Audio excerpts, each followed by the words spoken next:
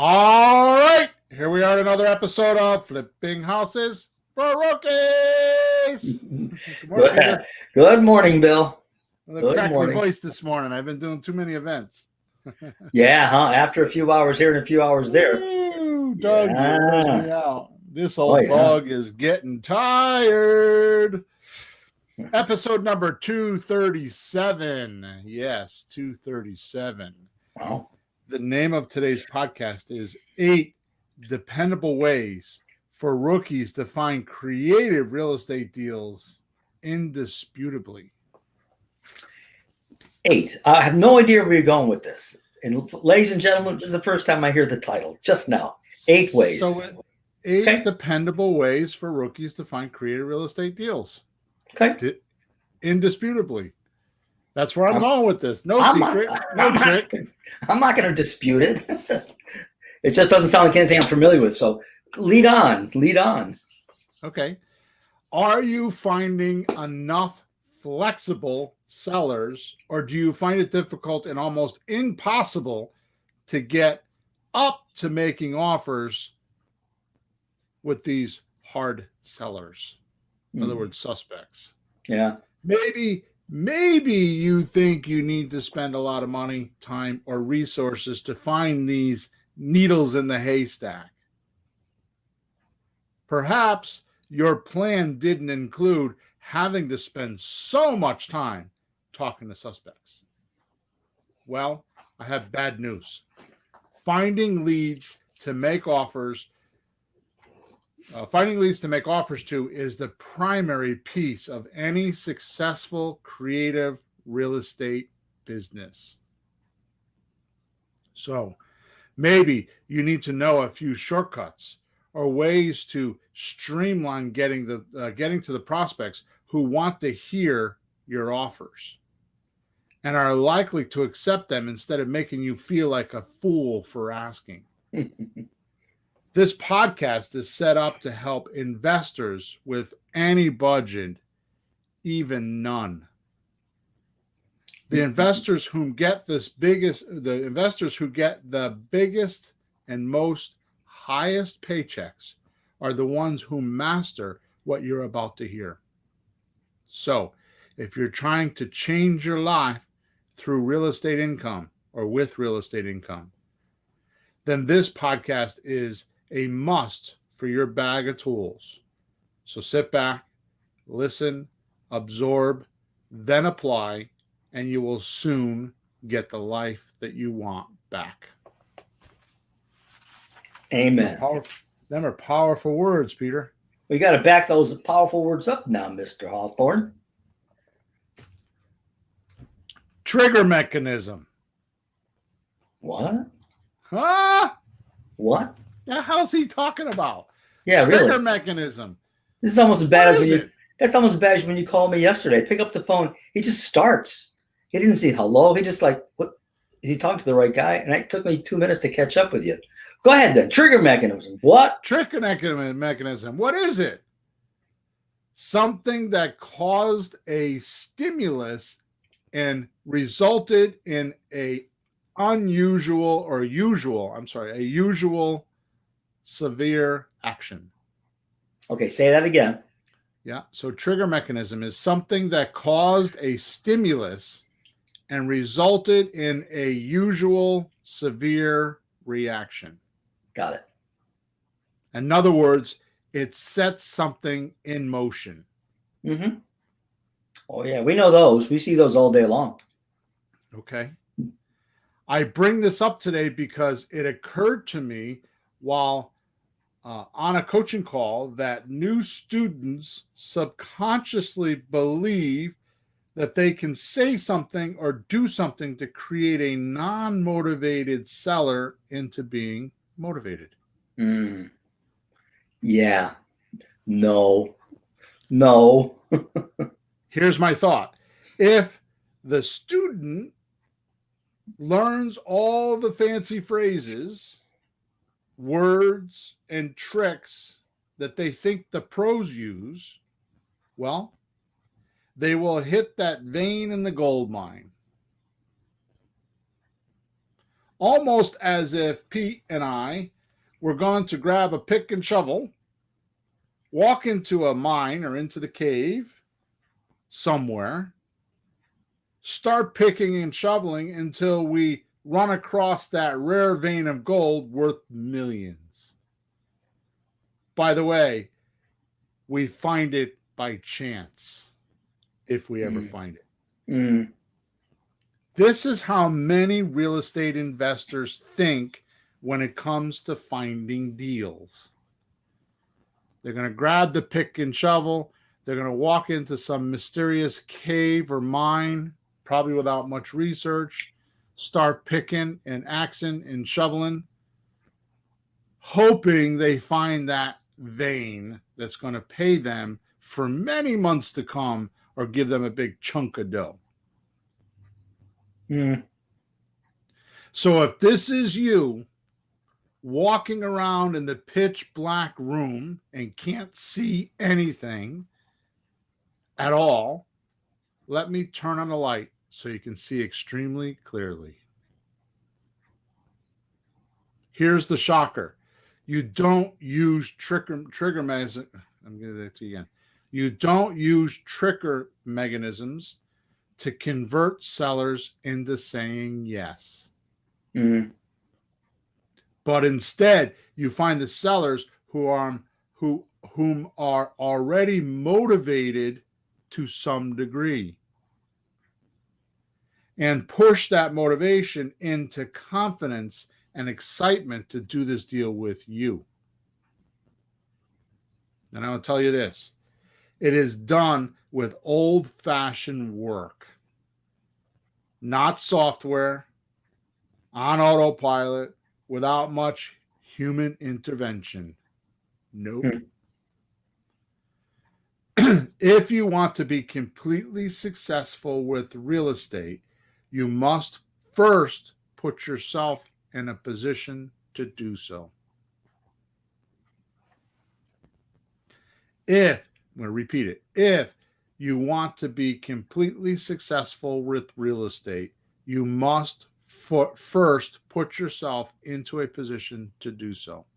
How do you do that, Pete? What's your guess? Putting yourself in position to do so. Well, I know that we've worked this business like a pendulum, kind of pushing one way and the other, like doing more automation, less automation, more calls, less calls. But I think my best answer would be really to find the things that work best and just stay with that. And you can push it a little bit to the left, you can push a little bit to the right, but what works, works. We're always hoping we'll find something that'll work better and better and better. There's nothing wrong with that. But that's my best answer. Like, geez, what actually works? What's your answer, Bill? What works is talking to sellers. Mm-hmm. That's putting yourself in a position, right? Yeah. To do business. You know, in copywriting, you know, because you know I do a lot of copywriting. For anybody that's new to this podcast, just realize that my future dream, which I realized about a month ago, doesn't have to be when I turn 80 years old. I can start doing it now. So I've started, right? So my future dream is to have a mail order business. I'm fascinated by the mail order business, right? So I've studied copywriting. I'm a professional copywriter. You guys, if you've been around for a while, you've been reading my copy. You read my emails on my email list. You read all this stuff, right? Some of you like it, some of you don't. Whatever. Okay. Oh, by the way, it's not whatever. The ones that don't like it are not my crowd. Yeah. Okay? Go away. Go away. Yeah. Well, you don't have to go away, but you're just not my crowd, right? But going away is okay too. So here's the thing. In copywriting, you have a headline. Mm-hmm. So that headline is there for two reasons. Number one, it's to get your attention, to stop you in the middle of your day and say, what the hell is that? Yeah. It's also there. Not many, I don't think I've ever heard anybody say this, but for me, it's a sorting device. It sorts out who am I looking for, who am I not looking for. Mm-hmm. Right? Yeah. Then after that, the second line, which is the sub headline, needs to influence you some way. Like, right? Then Sure. after that, I have to walk you through the copy, because the purpose of a line in copy, or a headline, a sub headline, or a paragraph, the purpose of each one of those things is to get you to read the next one. So you have to be interested. Sure. Right? Sure. Before I get done, I need to get you to believe what I'm saying is true. Otherwise, you're not taking any action. So that simple formula I just gave to you is any good web page. It's any good copy. It's any good ad. It's anything that you've bought from print ad, or from the internet, or from a video, has that formula one way or the other. Mm-hmm. Right? So this is what we're doing with the real estate stuff. We have to find someone that's interested. Right? Like, oh, I could sell without paying realtor fees or commissions? Mm-hmm. Because they've already been thinking that, or wishing that, or not liking that they have to do it, not knowing that maybe there's another way, and then maybe be surprised. My example is, if you don't mind, when people find out that they can buy the house like without the bank, the lease, that kind of rent to own, even just call it rent to own. A lot of people don't even know that, and they're shocked and like, oh my God, I can do that. That's They didn't because even know it. That's because the bank has done a magnificent job for the last 100 years telling people the only place they get money is in a bank. Yeah. Why is that? Because the bank wants to make more money. Yeah. Right? Doesn't have to be that way. Doesn't have to be that way. I just talked to a guy the other day, because we're trying to fund a 6-family house. Oh, I happen to have $300,000 in a checkbook. The money's in the bank, but he controls it, not the bank. Yeah, it's his. He doesn't have to ask anybody's permission to have some. And I don't want to put it into the market, because I don't want to put new money in the market, because I'm not sure about the market. So I've been thinking a lot about real estate. I'm glad you called. Yeah, that's so funny. I was in the supermarket, by the way. Yeah, I heard you. Yeah. You're in the fruit aisle. There's Bill. So I'll tell you this. It is done with old-fashioned work, not software on autopilot without much human intervention. Nope. If you want to be completely successful with real estate, you must first put yourself into a position to do so. Yeah. Okay, so I want to clarify this, because I know you have some confusion with this. I know, because we've talked about it, and it totally makes sense. Yeah, what's that? So there's a 3-step process that we use, and that 3-step process is an opening call, which is designed to weed out the suspects, sort of give us an indication there's a prospect. Right. And the way we do that is we ask, would you be willing to let us lease for a year or two without the landlord obligations, and then buy it? Okay. So that's a good way to weed out. Excuse me. We often do that with texting. If they kind of pass that qualification, we'll get on the phone with them. The purpose of the opening call is to find someone that is willing to take monthly payments until we can pay them off, or at least hear how it works, or take some sort of a discount. They don't want to have full asking price within 30 days. That's a suspect to us. It's not a suspect totally. It's just a suspect to our program. Right. So the opening call weeds out people and looks for people that are willing or want to hear about making monthly payments until we can pay them off or take some sort of a discount. If they say yes, or they're curious, or there's a little spark there, like a little tiny spark, we're going to pour some gasoline on that spark and make a fire. That's when they elevate to the closing call. The closing call is where we find out their situation.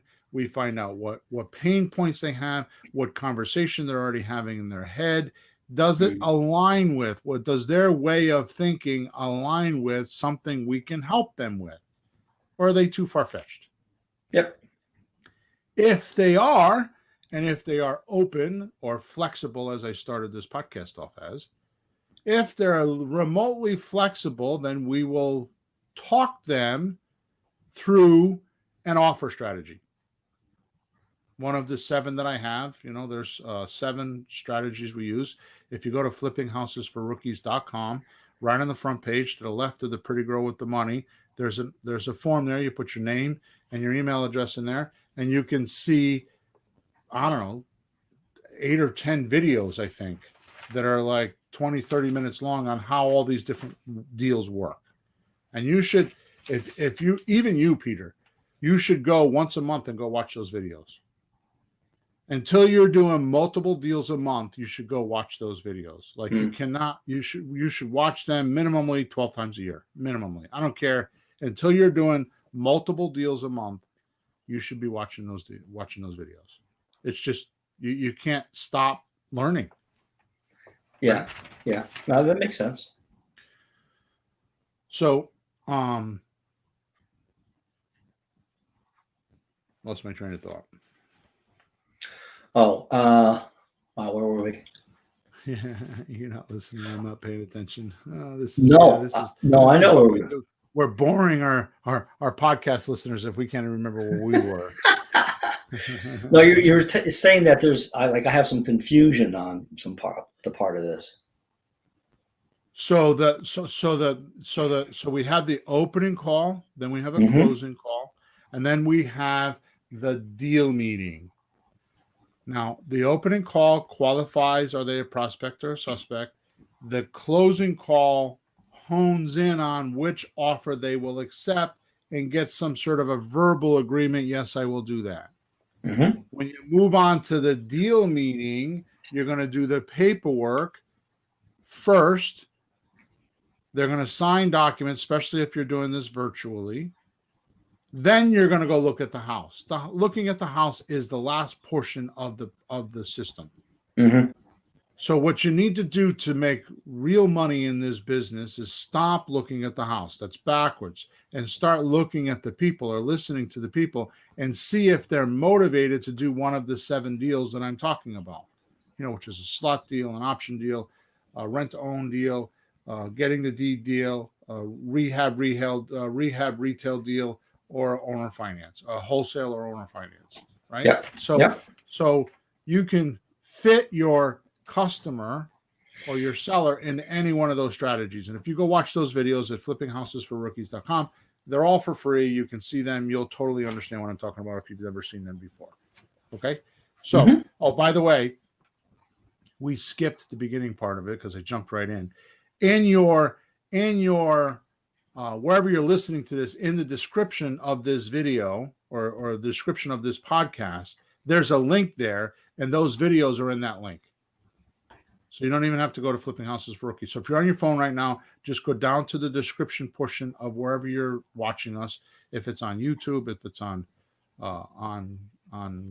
Facebook, if it's in Stitcher or iTunes or Google Play or wherever you are, just go in the description.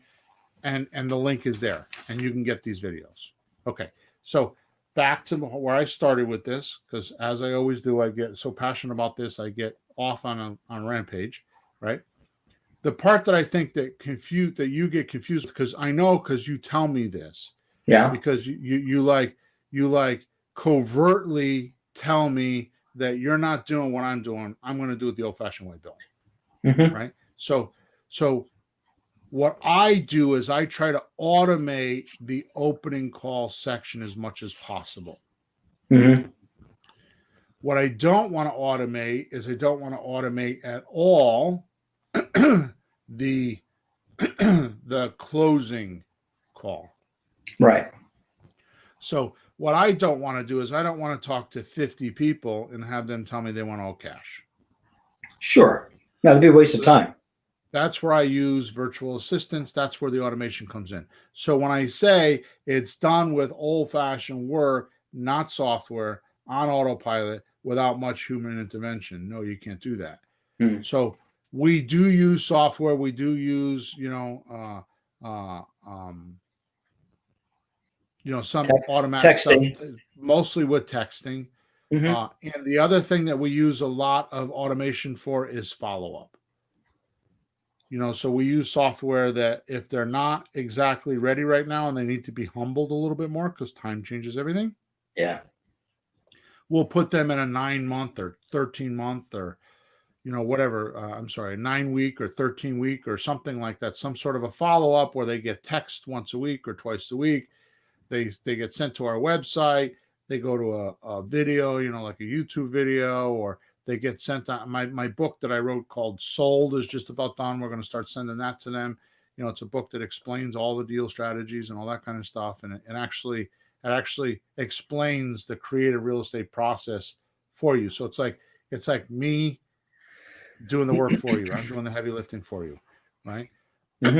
and that book is not done yet. And when I get done with that in a few months, people are going to be able to buy that book, public label rights or PLR, which means that they can buy the rights from me and actually put their name on it, and they could be the author of it, and they could use it in their business, right? So I just want to be clear about that. I know I'm kind of rambling on here, but the automation is put in specific places. The specific places are in high traffic areas, right? Because it's quantity, then quality, then viability. Hmm. So in the quantity, you're going to find suspects. I'm sorry, you're going to find prospects in the sea of suspects. So you want some sort of a filtering system in that sea. So am I clear, or No, yeah, no, am I rambling on? Am I no, no, just no, no. That makes a lot of sense because I know we've talked about it, and um, the bottom line is we're looking for somebody who's interested or has interest in the idea we're proposing, or could be, and it's not like half the people out there. It's a minority, which is like anything. And you want to sell a Chrysler car. What percentage want the Chrysler? 5. So you can't right? just go talking to every, hey, excuse me, would you like a Chrysler? No. Excuse me, would you like a Chrysler? No. The hell with it, So Right, they do advertising. So the right, few people that want to do it show up. So in our case, you don't want to waste all that time at the beginning. I've done that. I've got a stack of names and hit the phone calling. It's a little bit boring and it'll break your heart a little bit. So it makes a lot of sense at the front end to just find the person that has that little bit of interest, but then talk to them. right. Then the Which human part simply, hits. so to your point, which simply means that not generating enough leads will cause you to go into a tailspin and not waste the trouble, get rid of the troublemakers. Yeah. So if you're not whacking the suspects or wasting the troublemakers, like Mhm. getting rid of them, you're not doing it right. Yeah. And Peter, I will tell you, I went on this. I was on the meetup last night, and I went on this same. I don't get it. I Well, mean, I have helped so many people, so many people. I've helped people make hundreds of thousands of dollars a year. I can name them. yep. I can take you to my website and show you their testimonials. I can Mhm. give you their cell phone numbers. I can Yeah. name these people.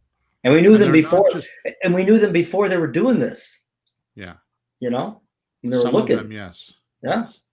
So I talk to so many people, and honest to God, there is only one success in this business, only one. Hmm. And people try to make it so difficult. Mhm.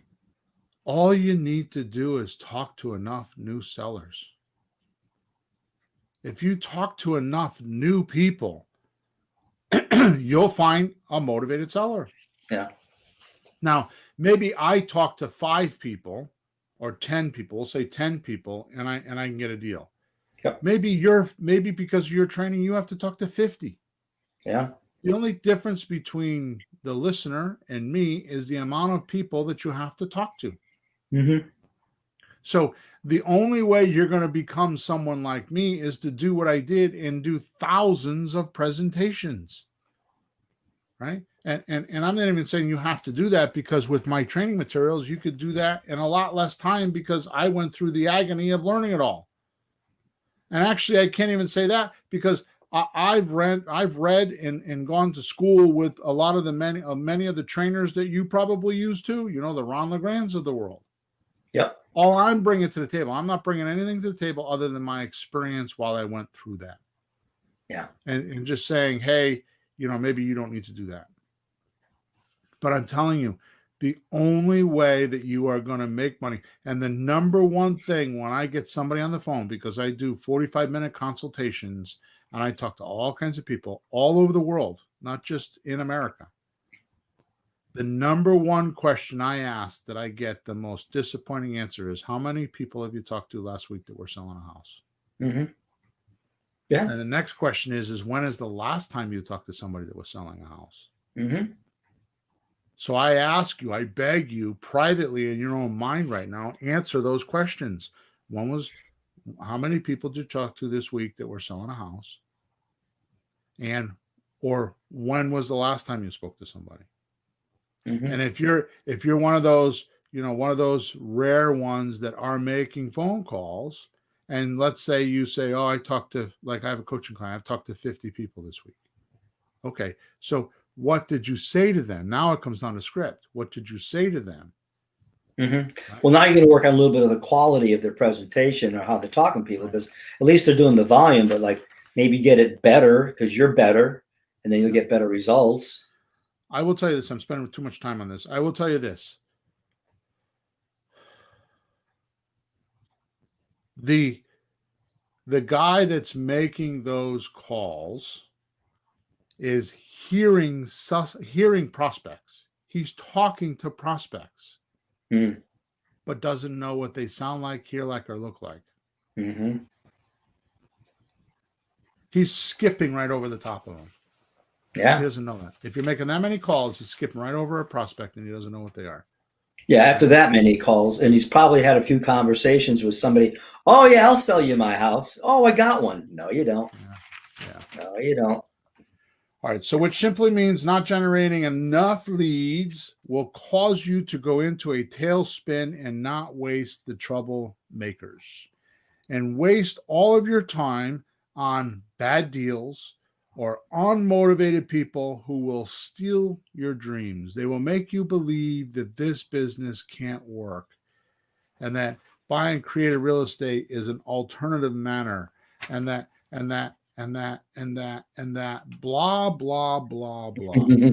If you are looking at a house before making offers or testing your offers, in other words, on the closing call, you're going to test your offers by saying, would you, how about this? I got this crazy idea. What do you think? Right? You need therapy, man. You need therapy. If you're looking at houses and making offers or testing offers before, you need therapy. And your lack of success is your own fault and you need to change. Stop worrying about the house. Start worrying about the seller. Right? Right. Well, first of all, you're not buying the house for yourself. Right. Second, if somebody's living there, somebody else will live there. Right. So I mean, it's like when you're buying houses, sometimes you look at properties not the best part of town. Okay. And like, well, gee, is it okay here? You look up and down the street, and there's people living in them. So if they're living in them, they're living in them. We have a property. If the whole neighborhood's boarded up, then you got a problem. Then you leave. But it's a business, so it's not a matter of, oh, is it pretty? It's not. It's a business. Desiree beat me to the punchline. She says, "House doesn't show up at the closing." That's right, Desiree. People. Hey, Desiree. Bill doesn't either. Yeah. Some people don't show up at the closing. Yeah. All right. So now let's get into the important part. If you have too many leads, now picture this. This is an imagination for some people because they don't have it. If you have too many leads, you can't vet each one of them very long. Hmm. You will soon figure out how to do the very important sorting or pre-qualifying process, because you won't have enough time to deal with all of them. Right. And you'll lose them if you don't find that this person is for real and you skip over and do the next one, the next one, the next one. It's like one night stands. You'll never get married. Right. So that bears the question. Oh, one night stands. Pete, you're 70 years old. It's been 65 years since you had a one night stand. Come on. Bill, I never had a one night stand. Oh, there you go. All right. So this bears the question that we don't need to talk about Peter's sex life. This bears the question of, how do we get too many leads? Well, can you really have too many leads, Bill? Yes. I have it right now. Yeah. It is possible. Yeah. So, number one, let's start with number one. The most common, easiest, and quickest way, because I'm going to give you 8 of them. Okay. Right? Go into Flakebook Marketplace. Okay. Look for rental property on the left-hand side. First you want to put in wherever you are in a radius. Like I'm in New Haven County, Connecticut. I put in New Haven County. I put in a 20-mile radius. Right?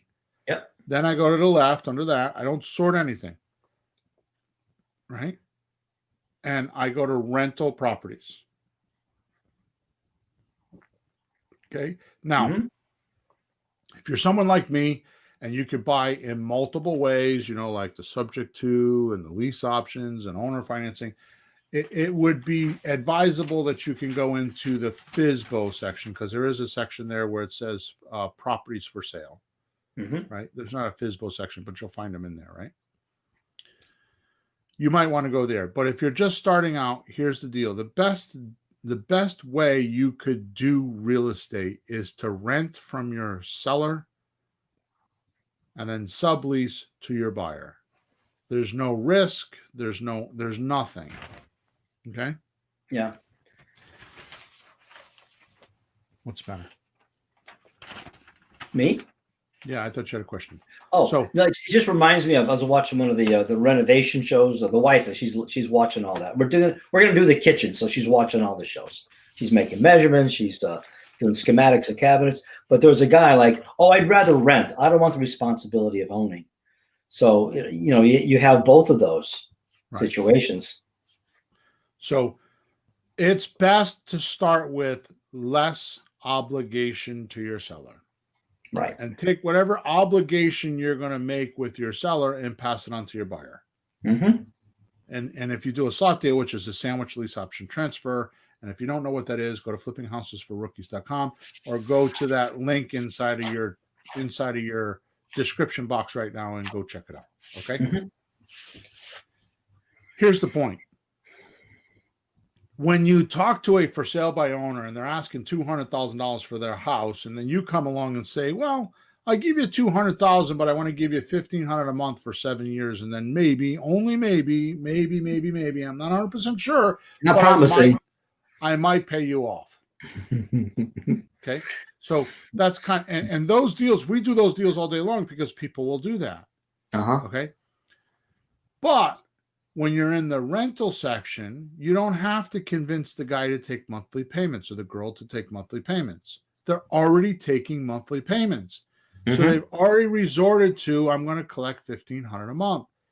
So it's a different approach, because now what happens is you come along and say, will you rent for a year or two? So number one, they're looking for probably a 1-year lease. Now you're going to give them a 2-year lease, so they don't have to keep looking for new owners. New renters every single year. So that's appealing. Number two, you're going to say to them, and you don't have landlord obligations. Oh, I would like that. And number three, they're saying at the end, we'll buy it from you. They're like, oh, I didn't think of that. Bill, that's funny. When we talk to for sale by owners, we have to convince them to kind of rent it. When we're talking to rent people, we have to try to convince them, how about if you sell it? Because sometimes they want to hang on to it, but eventually they would want to sell it, but is it soon enough? So it's funny. When you're trying to convince to sell, when you're trying to convince kind of to rent. No? Okay, so let's go back to the beginning of the show. Uh-huh. I used the word trigger mechanism. Yeah. What did it mean? Well, something that you do that stimulates something to get a certain predictable reaction. So that's right. So it's something that happened that created severe action. Mm-hmm. Okay. So now Yep. watch this, Pete. Now listen to Yep. me carefully because this is worth the entire podcast. Here's the punchline, folks. I'm telling you, you are not going to hear this anywhere else. I promise you, this is in Bill's planet, on Bill's planet, in Bill's head. Yeah. Listen to me carefully. This is extremely vital, but yet so soft and so undercurrent, you don't even know it's there. Yeah. Good morning, Jamie. Here's the point. The for sale by owner hasn't had the trigger mechanism hit him yet. He is still a homeowner. Mm. The guy that's renting, the trigger mechanism hit him, and he went from homeowner to investor. Yeah. Without even knowing it. Even if he's an accidental landlord, he turned into investor. So basically, our biggest job when we're buying for sale by owners is converting them from homeowner into investor. Some people don't want to do that. They don't want to be part of that. They don't want anything to do with it. They just want their cash and leave. Yeah. They don't want to invest. They have another reason for the money. But somebody that's just taking the money out just because, you can convert them into being an investor, saying, hey, listen, you could make more on this asset that you already own than you can if you just put cash in the bank. Mm. So the trigger mechanism hit them before we got there. Yeah. They went from homeowner to investor. That's the difference between going on Zillow or Flakebook and actually looking for sale by owners and going into a person that rents. There's a huge difference. That sorting has been done for you already. Yep. Does that make sense? No, it does. And I haven't actually articulated this or done it much, but there's times I've been on the phone with people and I have said to them, well, like, do you consider yourself an investor, or have you thought of like wanting to be an investor? Like, oh yeah, well, you have a house right now. And I've said, some people are out looking for houses to get so they can become an investor and get cash flow and some appreciation and more money off the property. And you have one, you could turn it into an investment. And it's like they never thought of that. Like, please take my house. Or here, Henny Youngman joke, take my house, please. So what do you have in common with that person, Peter? What do you and that person have in common? There's one thing, only one thing that you and him have in common every single time, 100% of the time. Only one thing. I don't know what. I'm not even going to guess. What is it? They don't want to manage the property anymore, and you do want to manage the property. Yeah, I'm willing to. Let's call it willing to. Yeah. It comes down to property management. They like the money. Yeah. They don't want the property management. That's why they're selling. Right. That's right. That's why they're doing this. They get tired of it after a while. We've all talked to people. Matter of fact, who hasn't talked to somebody and you say, oh, I do real estate stuff and I have rental property. Oh, I don't want to do that. They're not I would never do that, because they just imagine how horrible it must be. We looked at an absolutely gorgeous house yesterday. Absolutely gorgeous house. I mean, just stunning gorgeous. The tenant that lives in there, it was spotless. I wanted to sit down in the backyard and smoke a cigar around the fire pit and drink a beer with the guy. I mean, he was military, right? So here's the deal. The guy that owns it is military in Arizona. And we happened to talk to him yesterday, and he got a promotion yesterday, and he doesn't know where he's getting transferred to next. Oh, right. All over the place. Right? So this was his house, and he's renting to another military person. Tried to sell it with a realtor. There was a problem with the well that was fixable. The buyer got spooked. He didn't have enough time. the guy that replaced his position wherever he was working rents the house from him. Yeah. But now hear this out. Hear this out. Mm-hmm. The electric bill in the house, and it's not electric heat, the electric bill in the house is like $700 a month. So the tenant's saying, whoa, wait a minute. How? I don't How? know. I don't know. What? I don't know. 7. So the tenant's saying when you lived here it was 400. Well, the owner is saying, well, because I was careful with the heat and all that kind of stuff, right? So here's the point. The tenant's saying, if I can't get the electric bill fixed, I'm not staying. Yeah. And all that owner's thinking in Arizona is, how am I going to get another person in there? I found this guy because of the military. How am I going to find someone else? Yep. Do you see? Yeah. And he's not like, oh, I'm in real estate. He's in military. He doesn't want to do that. That's not what he does. He's an investor that doesn't get enough profit from this deal because he's only got one. Yeah. Okay. So I want to keep moving on because we've used half the show just talking about everything except for the 8 ways. So does that make sense? Yeah. We're on number 1. So does that make sense? So when we're going into Flakebook and we're looking under the rental section, or Zillow and looking under the rental section, we already have a seller that's predisposed to being an investor, taking monthly payments, and then we give them the promise of, we'll do the landlording, you keep getting money, right? Just give us a few $100s a month profit, right? If they can. Yeah. And we'll buy it at the end when we're all done. It's a whole different conversation. Yeah. Whole different conversation. And you take all the obligations you make with the seller and pass them on to the buyer. Right? Right. But you're looking at it from his point of view. He likes the money. He probably doesn't like the management, or some of them won't. And that's the things you're talking about.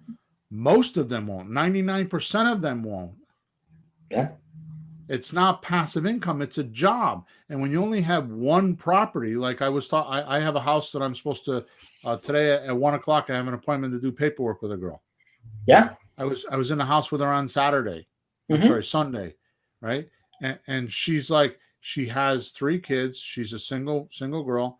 One boy is 22 years old. He's like mentally retarded or autistic or something. And I don't mean to say that derogatorily, but he was. She said his mental state is about 8 years old, and then she's got like 2 8 or 10-year-old kids. Right. Right. So she's got her hands full. Yep. Right. She's got a vacant house. Ooh. She's got one house. In the conversation, when I'm talking to her, I say to her, I'm different than you are because I have multiple houses. And if somebody calls me with a problem with a toilet, which they don't, but if somebody calls me with a problem, I just send one of my guys. It's just because I have guys to do that. With her, one house is difficult. When you're just doing one house, it's annoying. It's annoying when somebody calls you. You just want your passive income. You don't want the problems. But they're houses and they get problems. Yep. This is your perfect seller. And they're right there under your nose for free. Yep. So all you do is you message them, would you be willing to rent your house for a year or 2 without landlord obligations and then sell it to me? That wouldn't work for you, would it? Double negative. I like that. That wouldn't work. That wouldn't work for you, would it? Double negative. It's supposed to be that way. Once they seem like they're willing to take a payment until you can pay them off, which, by the way, is the opening call pre-qualifying. Now what you're going to want to do is you're going to want to get their phone number. You're going to want to get the address of the house. You're going to want to get on the phone with them and talk to them. Now, you don't need to be skilled. You don't need to be me. Just talk to them. And we've talked about this since episode number 229, and we're on 237. So for 8 episodes, we've been talking about how you can go in the house, what you can say, how you do that. So I'm not going to cover that today. Just go listen to those other podcasts, okay? Yeah. And I realize that they're not named very well, so you just got to go listen from 229 on, right?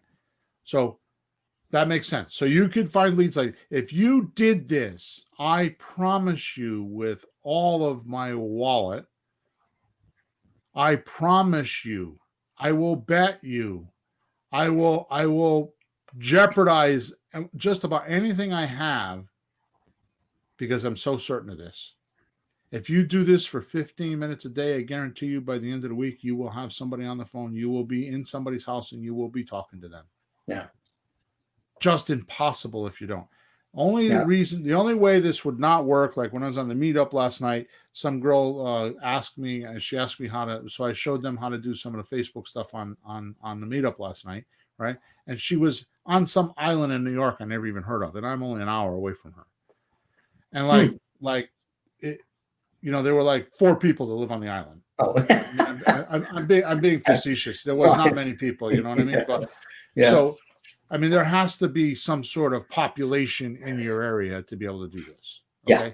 But I mean, if you're, especially if you're in a town that's 75 or 100,000 people, there's no way you can't text people in that or message people in Flakebook 15 minutes a day and not have somebody within days want to talk to you. It's just impossible. Yeah. Just absolutely impossible. And the further we go into this moratorium that President Biden just postponed till it's January right now until September. What? Till September. September. Moratorium. He signed an executive order last night. He pushed off the moratorium until September. So like with foreclosures? No foreclosures? Is that what you mean? Yep. Phew. Okay. It means you can't evict someone. Okay. So the further we get into that, the easier this stuff is that's going to be for me to, I mean, if you got somebody that hasn't been paying you for 9 months and you can't pay your mortgage and you got the mortgage company calling you, what do you think they're going to do when you call? Yeah. Okay. Number 2, go on to Zillow and do the same thing. Look for renters and do just like I did on Facebook a few minutes ago. Mm-hmm. Except on Zillow, there will be phone numbers.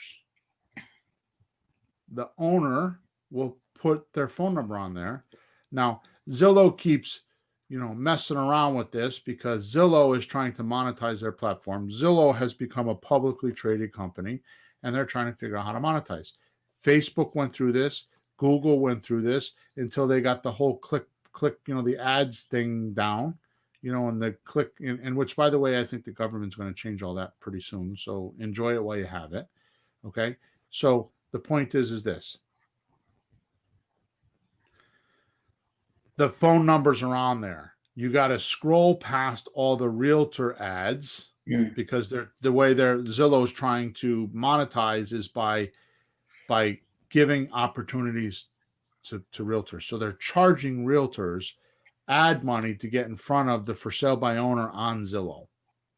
Right. And it looks like a realtor's representative if you're not careful. Oh, there's a realtor. But then you'll see there's 3 of them. You go, wait a minute, how can there be 3 of them? Which one is it? And it's none of the above. And it keeps changing every week. And it changes per zone. So they're doing it with some zones, not with others. They're testing it. They're trying to figure it out. Okay. Mm-hmm. So here's what you're going to do. You're going to find the owner's cell phone number because it is going to be a cell phone number. You're going to find their phone number. And we use software called Text Magic. You're going to put that phone number into Text Magic. Text Magic, by the way, costs $3.99 for a phone number. And then I think it's a half a cent or 0.4 cents. I think it's a half a cent a text. Mm-hmm. So you put $10 in there and you go like crazy. Okay. So you take the phone number. So worst case scenario, you spend 15 minutes a day and you find 10, 15, 20 phone numbers. You put them into Text Magic and then you text everybody at once. And then Text Magic allows you to handle those texts individually. Yeah. It also allows you to pre-upload your script.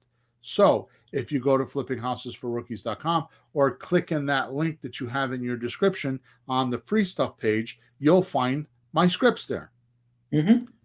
Print one of those scripts and pre-type them into Text Magic. It'll take you about a half an hour, and you pre-type them into Text Magic. So now when you're in Text Magic, you just push, you put the person's, you're talking to a person, and you just hit the particular part of the script you want, and it will populate the screen for you so you don't need to keep typing in the same things over and over again.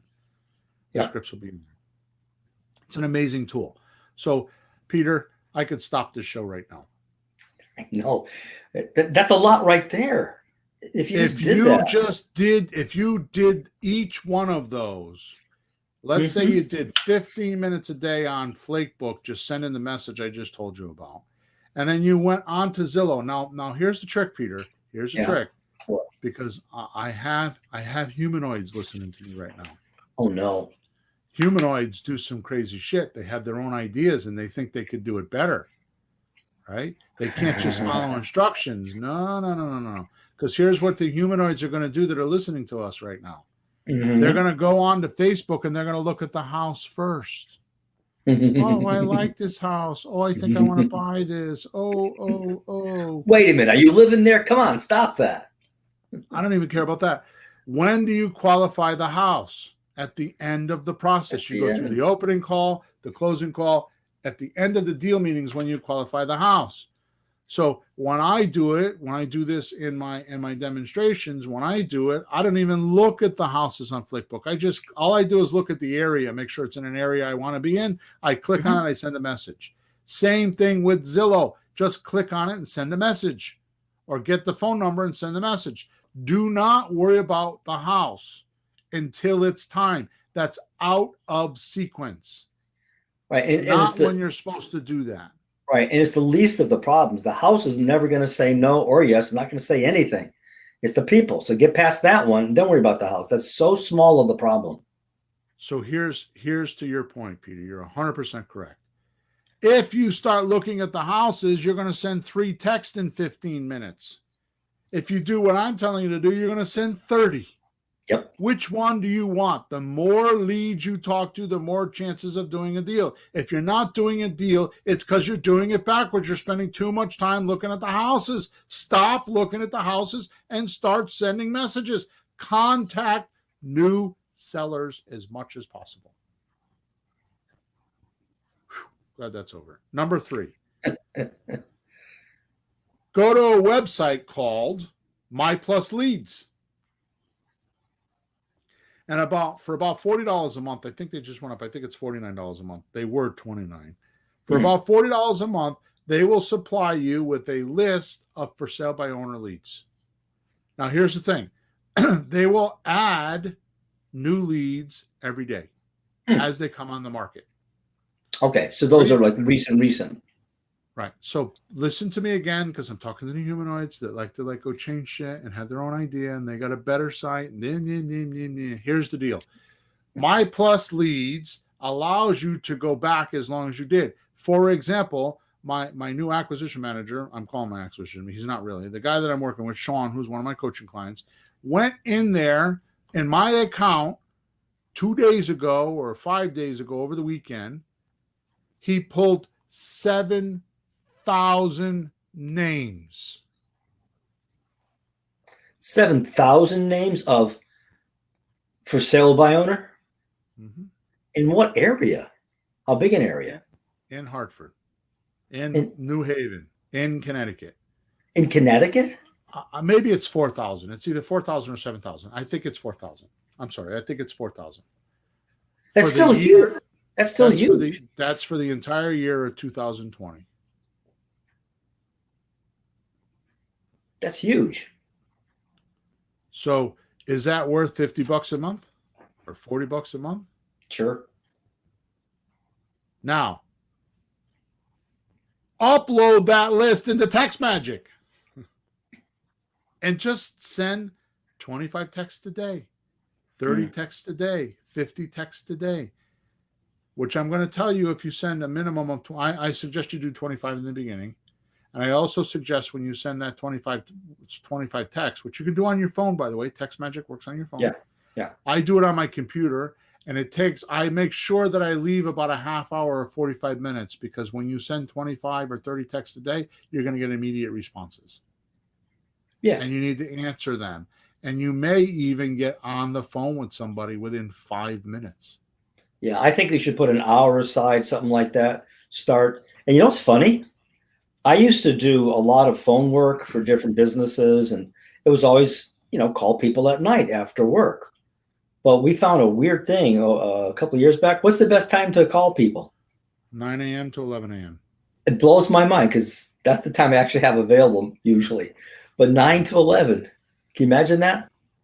Sending those texts out at 9 or 9:30, and then just leaving an hour, and they come in. We've done it a number of times. They come in, and you just start answering them. Plug it away, and then another one comes in. You answer that. It's actually what's weird. I don't do it a lot, but I've done it a number of times. You think, oh, this is going to be a pain in the butt. It's kind of fun. Yeah. Because they say something, you go like, what do I answer to that? And you look at your answers, you go, well, this one fits, and you send that one.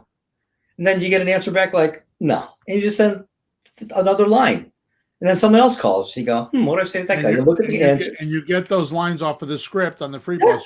I mean, you just type them into TextMagic. They're already pre-written. They're already there. Yeah. So you just, sometimes I just send them, well, Peter, why don't you explain this? I could do it, but non sequitur, what does that mean?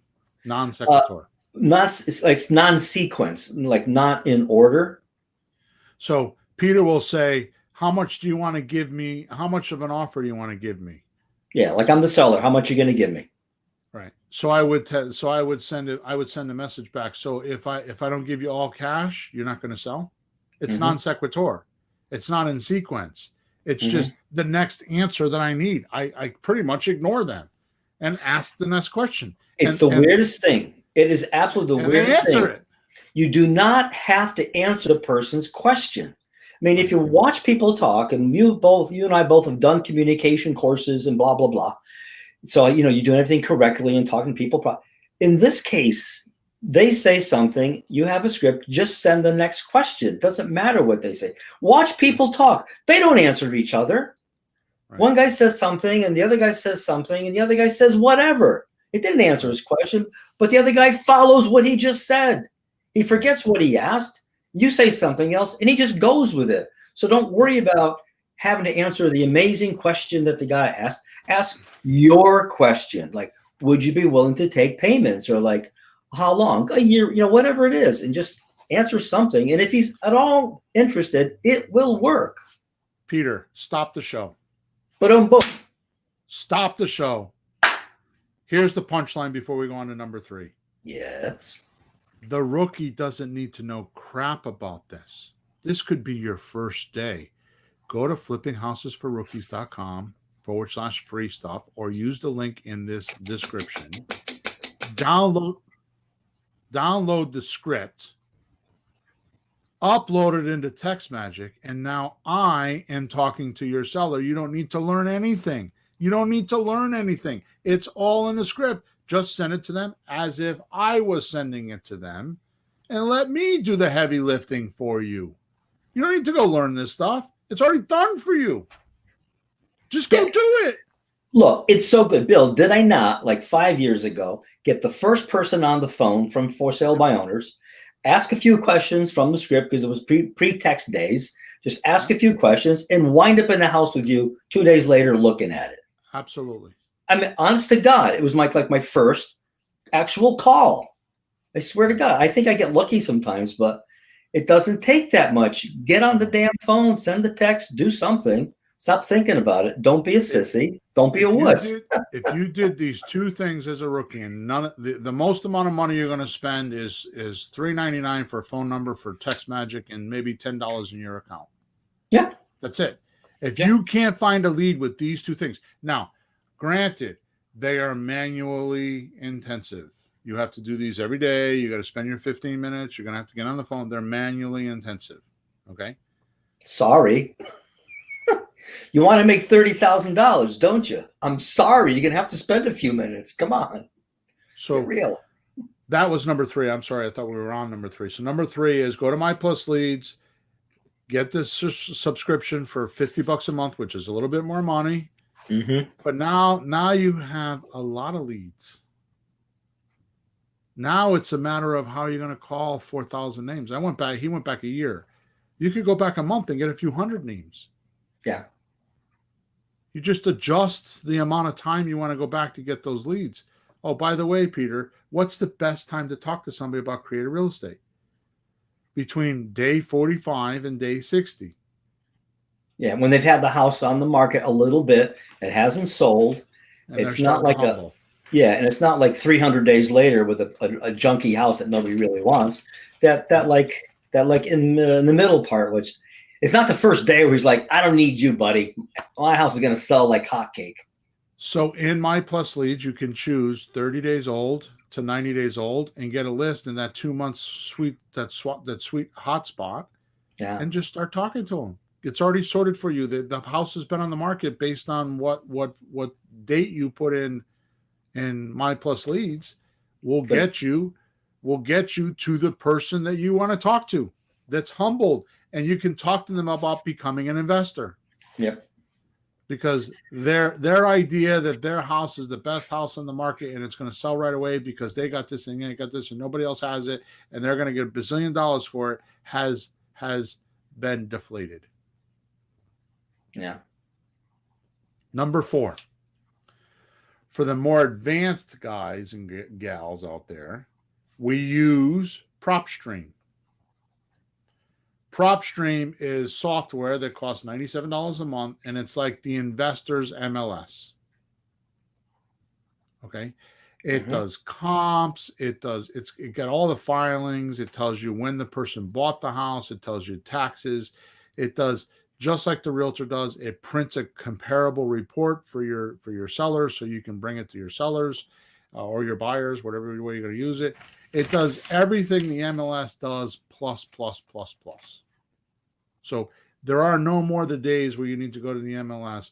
The only thing that's on the MLS that you might need is things like days on market, which is a huge thing. You should know how many days on market, because the more days on market that your area has, the higher that number, the better chances of you doing creative real estate deals.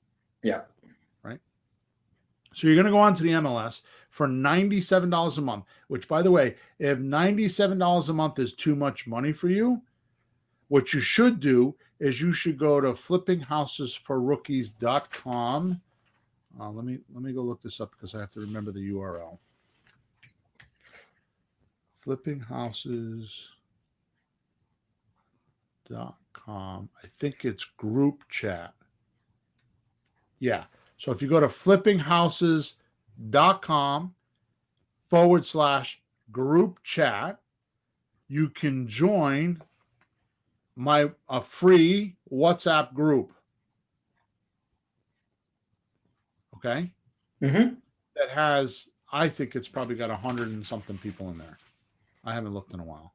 So these are people that listen to me, know about me. They're part of, quote unquote, my system. They get my emails. They could be coaching clients. They could be all different walks of life on Bill's planet.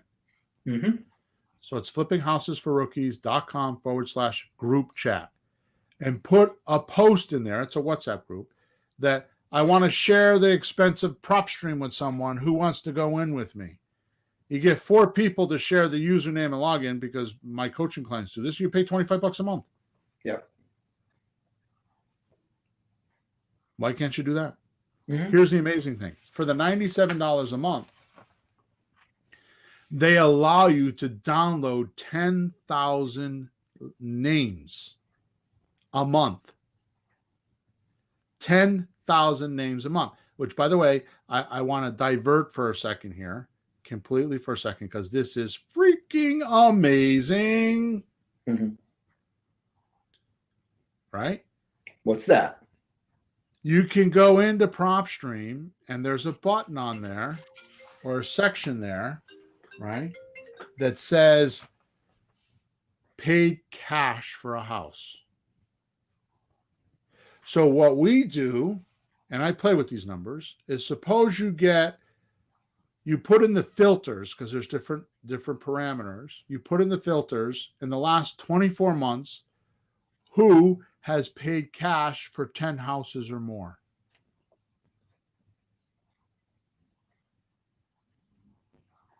You go into my private lending course section, which is not much money, and you get the letters that I have in there, and you mail those people letters to find private money. Because somebody buying 10 houses got money. For cash in the last 24. He's probably willing, and I'm not saying that every one of them will say yes, But suppose you go in there and get a list of, we did it the other day, I think in New Haven, and there were like 268 names. Wow.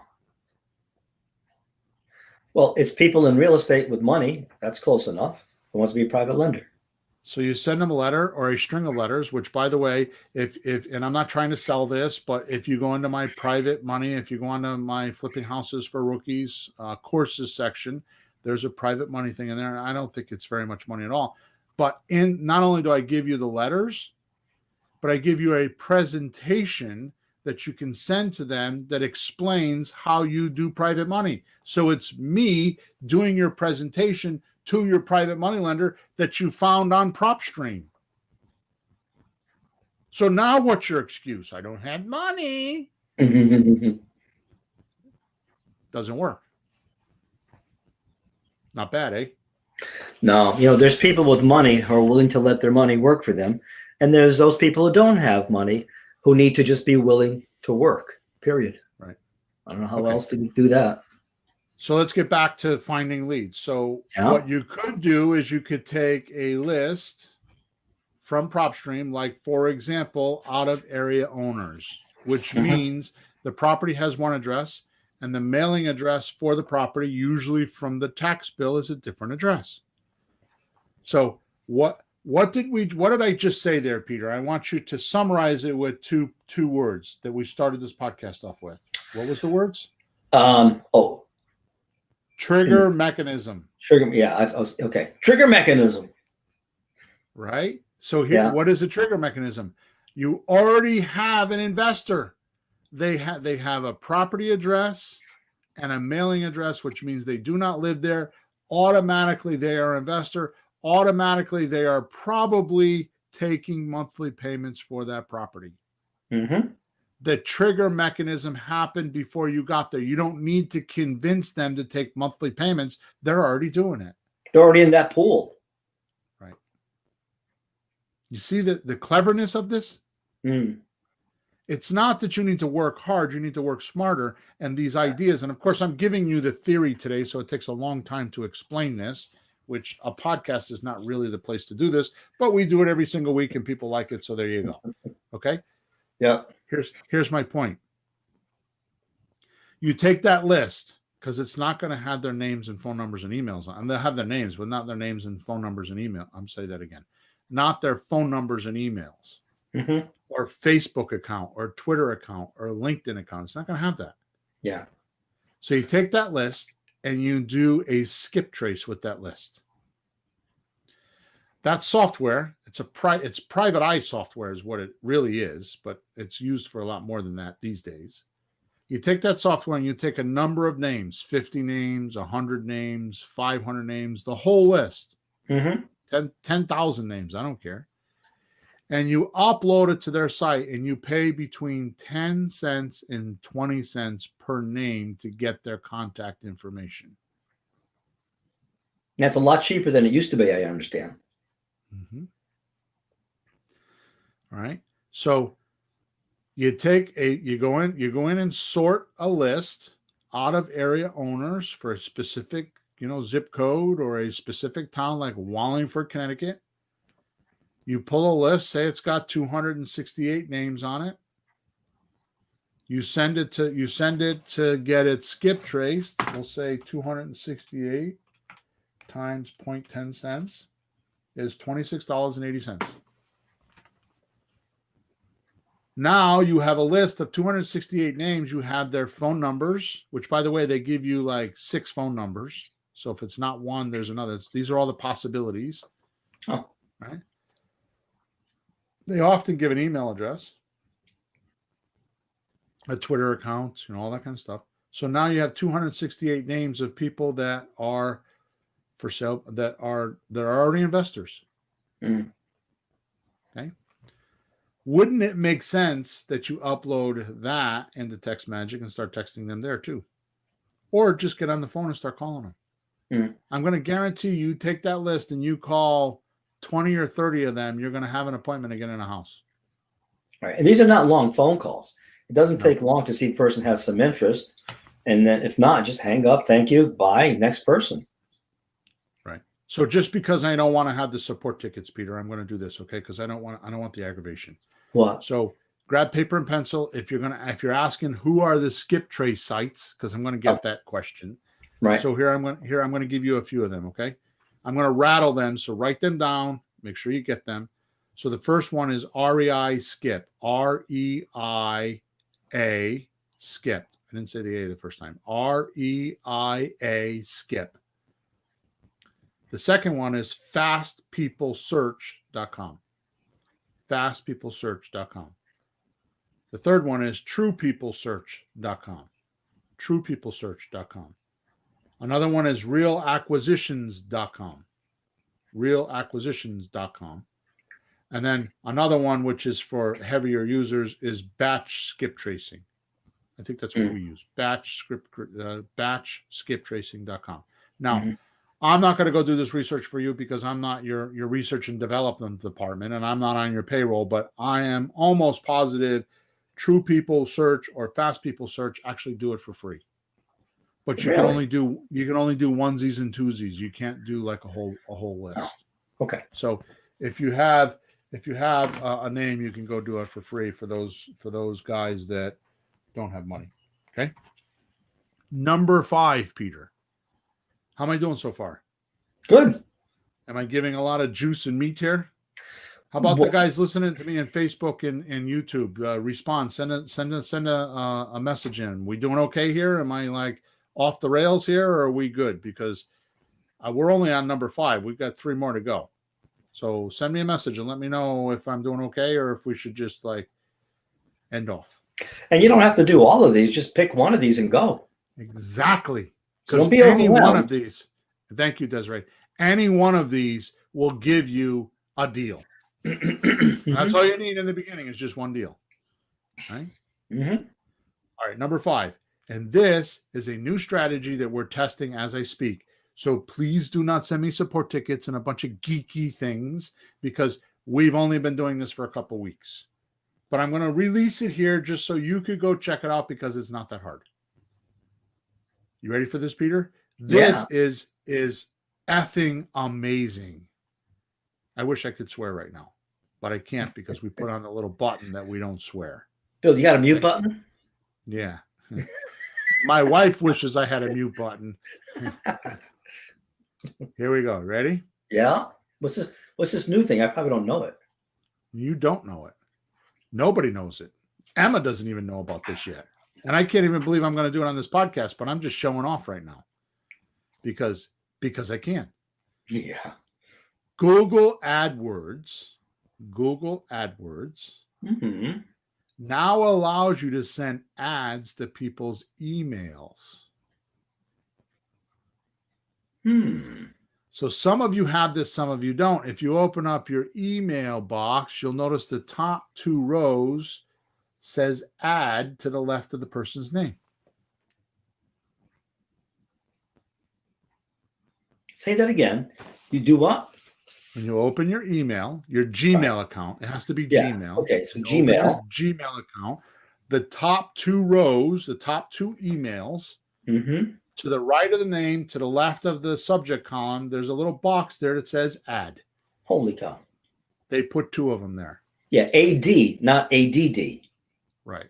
Ad, like advertising. Right. Wow. This is new. Yeah.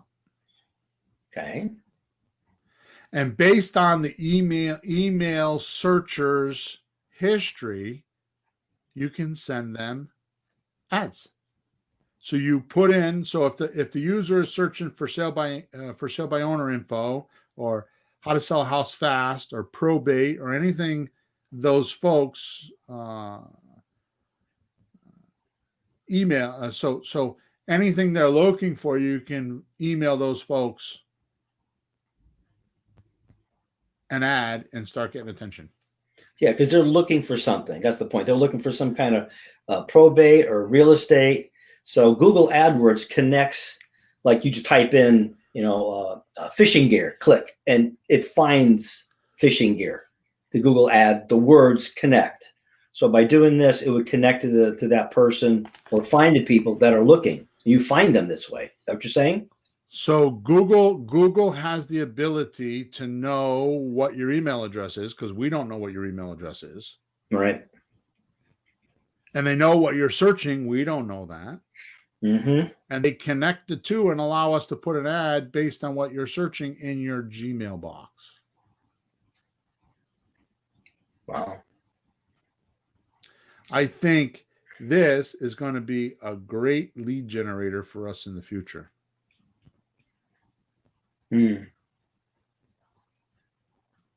That's crazy. Well, that's how we get all kinds of crazy emails from people that we don't want, right? Or like you're looking for something and you get an email. How do they know I'm looking for such and such? And you get way too many emails, but hopefully some of those are along the lines of what someone's looking for and actually might be helpful. Right. So let's go back to my simple formula. The simplest formula that we haven't talked about in some time, but I'm just going to rattle it off. Yep. You find a seller to talk to. Mm-hmm. You find a seller. A seller means they have a house for sale. Yeah. You find a seller to talk to about real estate, about making an offer. 2, you tell them, I buy houses. 3, you ask them what's needed and wanted. 4, you present them an offer based on what they said. Now, pay attention, Peter. Pay attention. Listening. I'm listening. I just gave you a new, because nobody's talking about this. Nobody's talking about what I'm telling you, which, by the way, not this month, not in February, but in March, I expect to have enough data that in my deal hunting monthly mastery, I'm going to actually teach you how to do it. Okay. Cool. In that formula, what's the first thing you need to do is find someone to talk to about real estate, about creative real estate, right? Sure. And number 2, what do you say to them? You tell them that you buy houses. So if we were to use this Google thing, Google's going to find them for us. Yeah. And we're going to put in the subject line, I buy houses. Yeah. You think they might open that email if that's what their attention is on? Hell yeah. Now, I'm going to take it one step further because I don't want to spend all day on this. Suppose we put a link in the email that has the cost to sell worksheet on it. And they fill out the cost to sell worksheet and send it to us. Hello?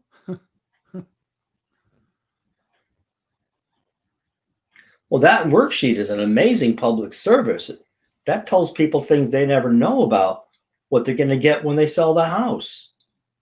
That's really important. Like, how much are we going to get? I don't know, honey. Sweetheart, how much do you think we'll get when we sell the house? I'm going through that now. How much are you going to get when I'm selling? I'm selling one of my own houses, my own personal house. So how much are we going to get? Right. So I'm going to sort that out. Number 6. That's pretty, that was worth listening to the show for, I think.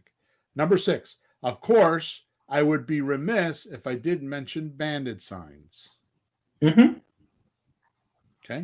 Those still work, especially in your local areas. Yeah.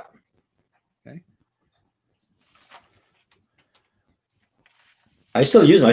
I got a new box. It's a little hard to stick them in the ground right now, but on warmer days, yeah. Well, on warmer days, it's okay now, I think, if you got a couple. Yeah, but those still work. So listen to me, Peter. Make this one change to bandit signs.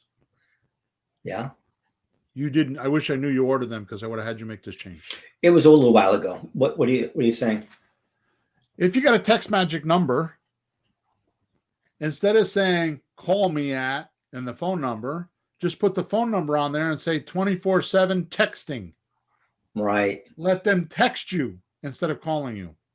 Yeah, because people will wait chicken to make phone calls to whoever's on signs or anything. Pressure sales. They don't want high pressure sales. So use your text magic phone number and let them text you and start the conversation that way. But you know me, Peter. I have to keep trying shit and stay ahead of the curve. So I had this idea that just like people drive around their streets, they do the same thing on the internet. They drive around on the internet, just like they drive around the streets. Just like when you go to the grocery store, you go a certain way, you see certain things, and there you go. And if you study sociologically, study how people are, right? We talked about that last week. If you study them sociologically, a lot of people have the same habits. Like there's only so many ways to go to Walmart. So you could get in that path and let them know you're there. Yeah. Well, the internet's the same way. People travel on the same roads on the internet. Okay. Yeah. So how do you position yourself on the internet to be seen then? So we agree this is how it is, right? Yeah. Okay. So we're also using Google AdWords in the banner section, because if you set up Google AdWords so that you get the banner section, which is like, 25 cents for like 1,000 impressions, just like your sign, right? You can go into Google AdWords. You can find out where the sellers are driving around on the internet, because Google will do that for you, and put a sign in front of them. We buy houses, just like your bandit sign. Yeah. So when you Google stuff, that pops up. Well, it'll be in the ad section. Google will go it'll find blogs and, all different things, Amazon, wherever people want to receive advertising money, they will be. Yep. Right. Yeah. I tried to do a banner business years ago. Somebody had some bright idea.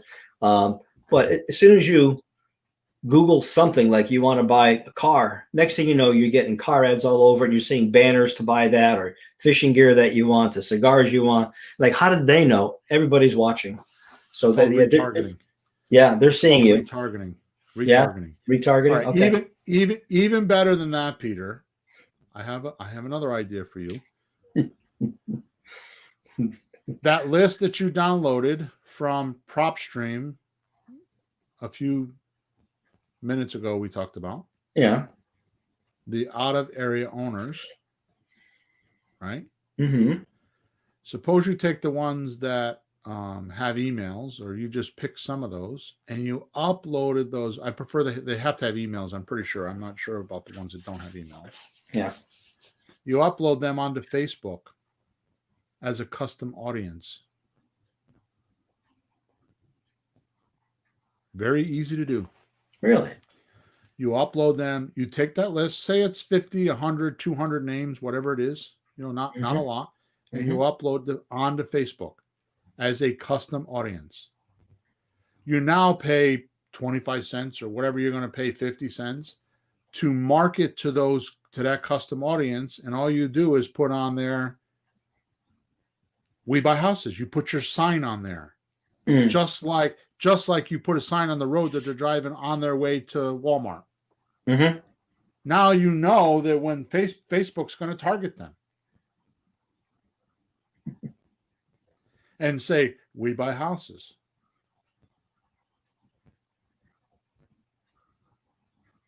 Right? And they're going to have their phone number and they're going to call you. Right? I just had an idea. I got to remember what it was. Let me look at my notes. We'll leave it at that. So that could be your phone number or the text number, either way, right? Yep. Doesn't cost anything. The only thing that's going to cost you is you put $5 a day in your marketing campaign in Facebook, and you send it to your custom audience, and you just let it run. That's like putting a street sign in front of Walmart where they're going to go grocery shopping. Right? That's funny. Well, we know people drive. We know they go to stores. We know they're outside, so they'll see the signs. But we also know that they search the web. They're on the internet looking for things, and they see things there, and they pass a bunch of stuff, and they stop at a bunch of stuff. But if it's people that are looking for houses or in that pool, they'll see it, and some should stop. What's the rule, Peter? The 4 steps. 1, find a seller and talk to them about real estate. 2, tell them you buy houses. 3, ask them what and what does that mean? Ask them what's needed and wanted. How do you do that? Do you need to be a genius to do that? No, you ask them, you talk to them. No. You don't need to talk to them. Oh, yeah. One sentence. What would have to happen for me to buy your house today? That's all you got to ask them. Mm-hmm.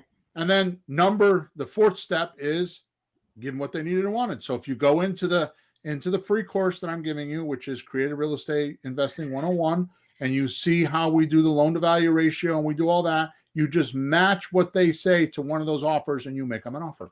Yeah. Why is this so difficult? You'll suck at it in the beginning, but you do a few of them, you'll get better. Yeah. But I think the trick is you have to do something. Yeah. I'm giving you, and like you said before, just pick one of these and do it. Yeah. Pick the one. I mean, some of the things you're saying, like, okay, I don't think that's too much for me to do that. Put on Facebook. I'm not as familiar with those things, but most of those I've already done or could figure out. And Peter, that's the problem with people. You're humanoiding right now. That's too much for me. You know what? F you. Yeah, but no, Bill. You, Peter. I don't feel sorry for you for not having leads. Screw you. Go to YouTube and type in how to create a custom audience on Facebook. You'll watch a 20-minute video and realize how simple it really is. You've decided it's hard when it's not. No, that's not what I'm saying. I'm saying pick the one on the list that you already know how to do and go do that one and start there and then add as you go. Yep. You're right. I mean, I all that stuff, I didn't know how to do the first time. Right. Every bit of this. And I know people who I say something, I don't know how to do that. Well, go find out. I have people who say, well, I don't have the phone number. Go on the internet and find it. Shut up. So I know what you're talking about. But of all these things, everybody is probably more familiar with one of these than the other. You don't have money for bandit signs? Do what I did. Go call for sale by owners. If you're that desperate, start someplace. But there's several of these you can do easily and then learn something fancier next time. But start somewhere. Exactly. That's all. Number 7. Lastly, I still do direct mail. Mm-hmm. I don't know why I put lastly there because we got a number 8, but I still do direct mail. Those lists we pull from PropStream, I not only call them, but we mail to them. And then if you put them on Facebook, like we were talking about, they think you're everywhere. Yeah. There's nothing about multiple marketing techniques to make people think you're everywhere, like you said. So if you have a list, take a yellow notebook pad, like that, a yellow piece of paper. Yep. And just put on there, Dear John, I'd like to buy your house at 123 Main Street. Please give me a call. Here's my phone number. That's it. Handwrite it, put it in an envelope, mail it. Bill, can I say? It's direct mail. That's what we call a yellow letter campaign. Bill, can I say our current success with the yellow letter campaign? Sure. We're selling a 3-family property and buying a 6-family property. I found those both with my wife's little letters, 25 a week, 50 a week. That's how we found both of those. One's being sold, one's being purchased. Yellow letter. Nothing crazy, really simple. Okay. My wife can do it. Your kid can do it. Your teenager can do it. That's right. Or you can go to yellowletterlady.com and she'll do it for you. Somebody do it for you. John, I don't understand your question. You're saying I'm not selling. What does that mean? You're not selling what? I don't understand your question. All right. So think of it as if we text them, then we call them, then we send them mail. Do you think that they're going to start to listen? Yeah. So if we text them, so we got this list that we pull from PropStream, right? Yep. We text them, we call them, we send them a yellow letter, and then we'll do a custom audience on Facebook. How many investors doing that? Yeah. And it's not hard. I mean, it's going to take a little work. I'm not telling you that this is like, Simple Simon, and you're going to wake up tomorrow morning and all this is going to be done. But if you do a little bit and then a little bit, you eat an elephant one bite at a time. Well, I have a viewpoint on this that I don't know if it's just mine or got it from you or just the work we do, but I think some people go around like, gee, I want to buy a house and make some money. Good luck. What works better is build a little business. Yeah. Don't just go look for a house, build a little business. Send things out, send other things out, make some phone calls. It's kind of like do your damn work Right. You know, like you want to build a house. What do? You build a house? No, you dig a hole. You fill it with concrete. You wait for it to cure. You put some supports on it. You know, you just do inch by inch, and then you have it. So it's a business that you just take an hour a day and work on it. Half an hour or two, just work on it. Just do the steps. Do the steps. You think you won't get something, but you have to consider that you're doing a business, and it'll appear. Any business is like that. You just do what you do. The food comes in the back. The ads go out the front, and people walk in and buy food at the store. You know, Right. you just do it. It's true. All right, number 8. The biggest secret known to mankind in any business, okay? The biggest secret, actually not known to mankind, I don't know however you want to put this, the biggest secret known to mankind in any business is follow-up. Mm-hmm. If someone says no, right, most expect and don't come back. Let's take a restaurant. I can't tell you how much money I spend a week or a year. I was in 2 restaurants yesterday. 2 restaurants, one for lunch, one for dinner. Mm-hmm. They have no idea who I was. They recognize me when I walk in. Oh. But they have no way of communicating to me and saying, hey, here's today's lunch special. Yeah, they don't capture your identity, or they don't get your information. It's stupid. Walmart has no idea who I am. They don't even recognize me when I walk in. Oh, no, not a store like that. No. You can go there. They do something like $110 billion a year, I think, right? Or $90 billion a year. Imagine how much more that could be if they had an email list. Yeah. Bill, would you believe my little music lesson business?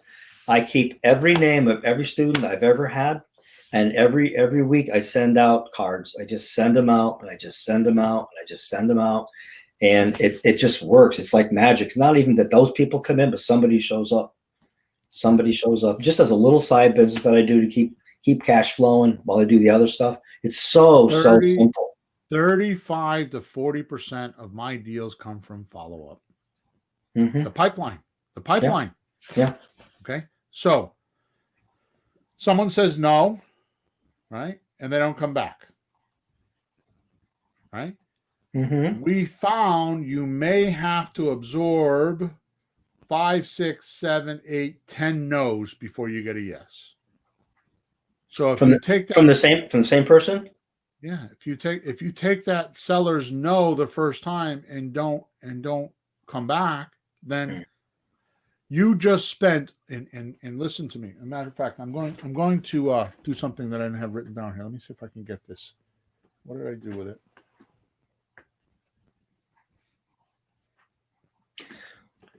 Well, while you're looking, that's a lesson I learned probably this summer about no's. And I looked at your script again, and if somebody says no, there's another line like you're asking a girl for a date. So you ask her out. She goes, no, I don't want to go. I says, well, wouldn't you like to go see a movie? No. I got tickets to this band that you love. Really? No. There's this restaurant I love. Got the best roast beef. Oh, really? You might have to try 5, 10 times. And, so the script has some, even though the person says no, there's another line. You just say something else. Like, well, what about this? What about that? You just keep trying. What's going to happen? They say no a few times. Okay, then you can give up, but don't give up the first time. What were you looking for? Oh, so what is it? It's a book. Getting Everything You Want Out of All You've Got by Jay Abraham. He's a genius. Getting Everything. This is an amazing book. Okay. Yeah. Page number 5. That's the beginning of the book, Peter. Wow. I'll read it to you. You'll be shocked at how truly easy this is going to be. Too good to be true. It's not. Let me take just one seemingly huge, complicated, income increasing problem and show you how truly and simple it is to solve. So what are we going to solve? Income problem. Income problem. Do you ever wonder how many ways there are to increase your business? 100 ways? 200 ways? 500 ways? it can be intimidating to merely figure out where to start. Mm. I have good news. There are only 3 ways to increase your business. Number 1, increase the number of clients. Mm-hmm. Number 2, increase the average size of the sale per client. Mm-hmm.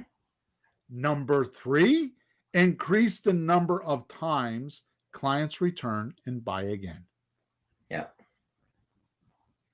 Only 3. It's significantly less daunting if you only have to focus on 3 categories. In fact, it is easy. Let's take a simple example, and he does math on it. I love stuff like that when all the crazy is just reduced to the simplicity of the few things that can have smart ways to do each step, but it's just those 3 to focus on. I love that. So follow up. Yeah. Okay, so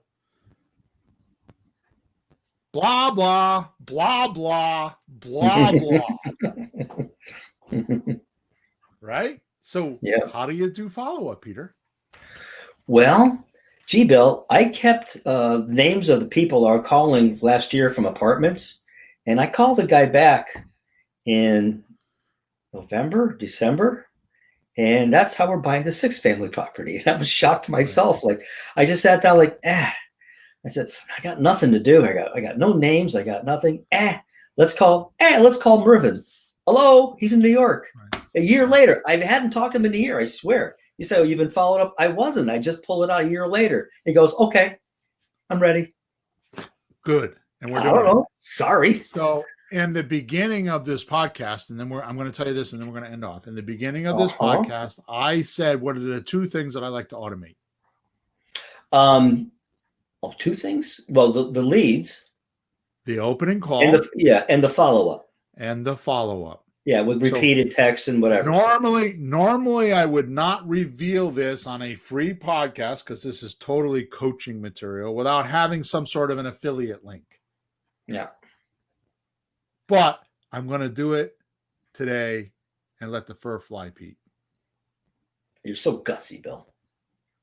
No, this is like, seriously, this is like, unless you're in my arena.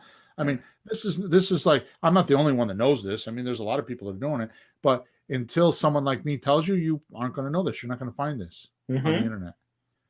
It's new software. It's called REI Replay. REI, Real Estate Investing Replay. REI Replay. Mm-hmm. It's about $50 a month, which is ridiculously cheap. I have the same exact software that I use in another business. It's because it's white labeled, which means somebody else is hosting it. They're just selling it. Mm-hmm. Okay. I pay $97 a month for it. In fact, if you've been to one of my events, I use that software to get you to the event. It does all my follow-up, does all my calls. Here's the link. Here's when. Don't forget, it allows you to do email. Mm-hmm. It allows you to do SMS, which is texting. Mm-hmm. It allows you to do ringless voicemail drops. It allows you to do texting. Okay, which I said SMS. But the texting, what we do is we put texting in there to YouTube videos. Oh, the text has a video that they can click on and watch. A link. It says YouTube and go watch. Say, you want to know how I can buy your house? And then send them to a YouTube video. Yeah. For 10 minutes. Mm-hmm. Okay. For $50 a month, it does, and it does so much more. It's got a phone system in it. It's got an email autoresponder system in it. It's got a website builder in it. It's got everything you need. And REI Replay is some girl and some guy that figured it out during the pandemic. They already set up their wholesalers. They already set up a lot of follow-up systems for you already. All you have to do is go in there and just alter your name. They're already set up in the system. When you buy it for $49 a month. Jeez. Follow-up's done for you. You can literally get up and running in a few hours. Totally custom to you. And it's, like I said, relatively inexpensive. Yeah. Well, think of all the time it saves you. Yep. All right. Before I end off today, I would like you to know that I've told you what to do, not how to do it.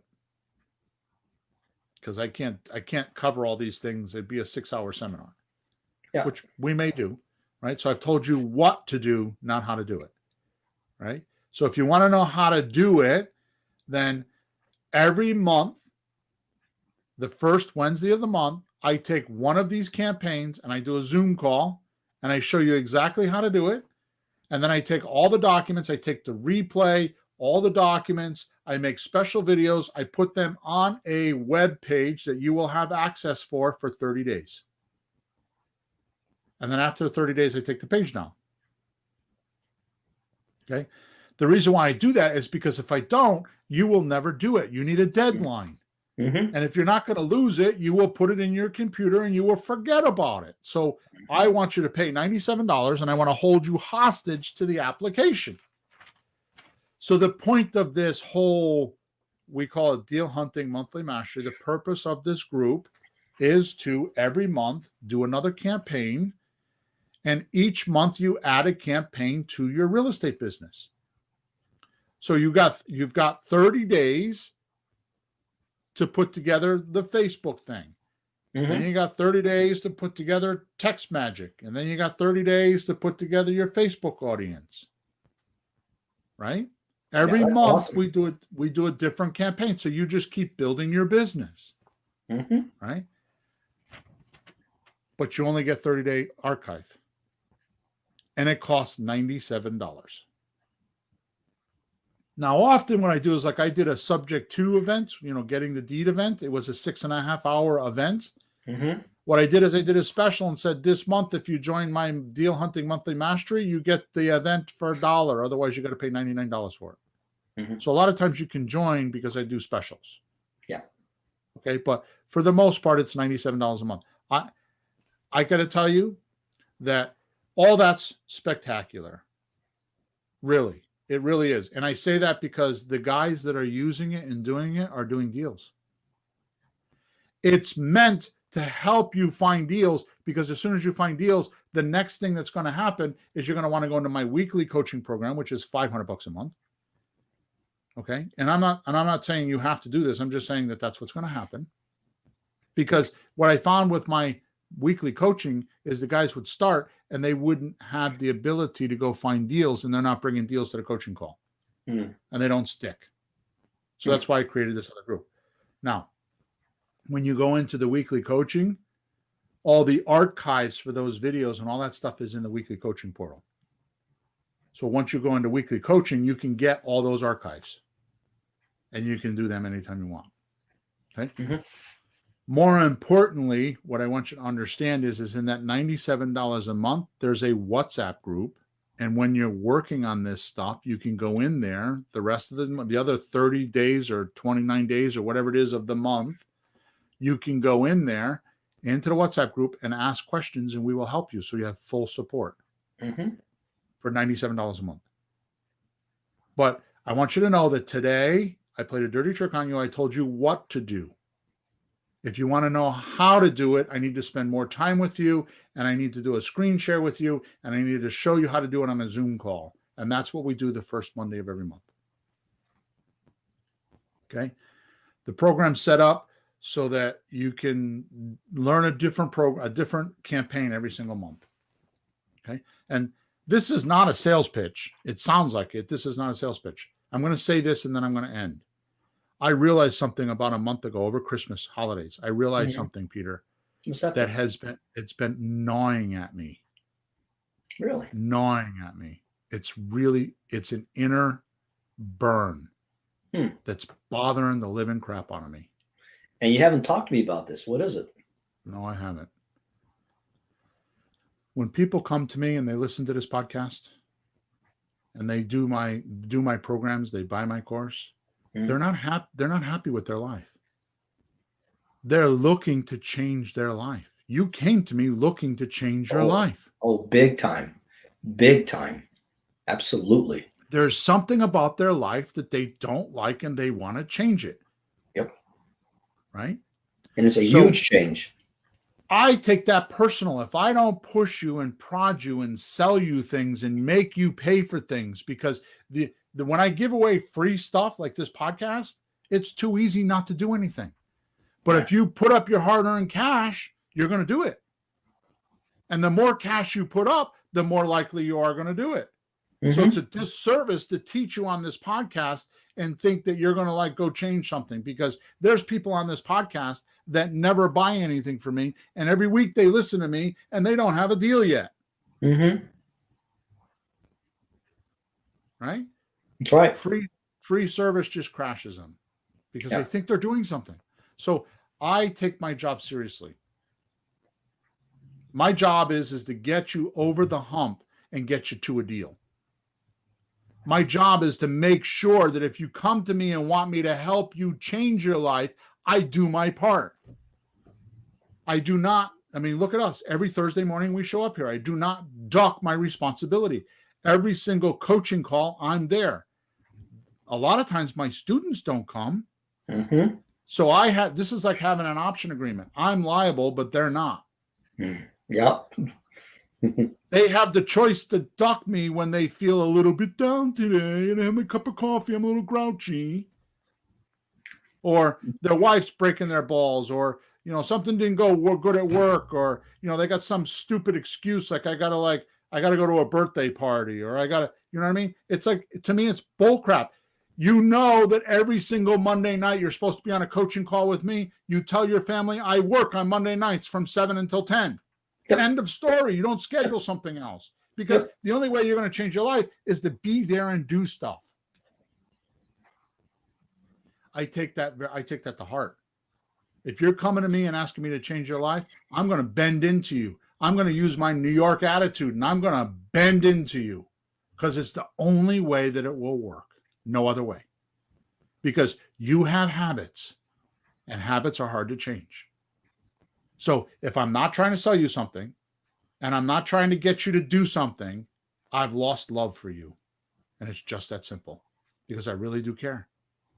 If you want to change your life and you're coming to me and asking me to help you do it, I'm going to do it, man. I'm not going to be half-assed. I'm going to do it.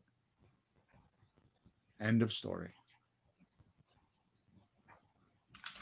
Next week, I have no idea what we're going to do, Pete, because my series since 229 is pretty much over, because it started with you asking, how do I do a creative deal a month? Yep. And we've done 8 podcasts on how to do that. 8 podcasts. Just keep listening to those 8 podcasts over and over and over again. It's a sequence of 8 podcasts. Yep. Including ending with how you can find deals. 8 ways. How did we do today? Did I deliver okay today? You way over delivered. You gave us too much to do. Okay, good. Which is usually a problem with me. That's okay. But, in all those things, everybody will find something they can do. I'm still doing letters. I'm still doing signs, and have other things I have done. And I'm actually busy with a few projects, especially my own home that I'm selling. And, but then I want to get back into more automation. I want to do more automation than I have done, because I haven't. I've done some, but not enough. But that'll be the next thing when all these things kind of get through the process. Awesome. But you gave plenty of things that can be done. Awesome. Yeah. Just right. And what Napoleon said, don't wait to be ready to do something. Draw a line in the sand from right where you are and take the first step right now. When you're off the podcast, go over like I did to the computer. Go for sale by owner, for rent by owner. Find someone. I don't know if you call them, text them, do something. Go ahead. Awesome. With that said, we're over and out. Don't forget to go give us a review. Don't forget to like us. Don't forget to subscribe to us wherever you're listening to us. In the actual description of wherever you found us today is a link to about 25 different free things, videos, scripts, forums, all kinds of stuff. Make sure you go over there and check them out, right? And if you have any questions, go to flippinghousesforrookies.com, top right-hand side, hit support, and I will answer those support tickets, okay? Thanks for listening. We're over now. Have a good day.